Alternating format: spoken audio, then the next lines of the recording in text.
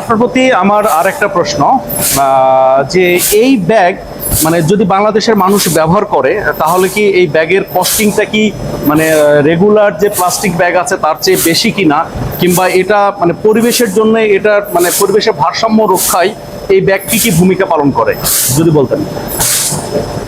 Good question ভাই। সবারই মাথায় একটা কোশ্চেন থাকে যে পরিবেশ বান্ধব ব্যাগ মানে অনেক এক্সপেন্সিভ। আসলে পরিবেশ বান্ধব ব্যাগ একটু এক্সপেন্সিভ তুলনামূলক পলিথিনের তুলনায়, কিন্তু আমরা যে নন ওভেন ব্যাগটা ইউজ করি, যেটাকে আমরা টিস্যু ব্যাগ নামে চিনি, ওই ব্যাগের তুলনায় এটা কস্ট ইফেক্টিভ। এবং প্লাস্টিকের তৈরির ব্যাগে কিন্তু আপনারা ব্র্যান্ডিং পাচ্ছেন না।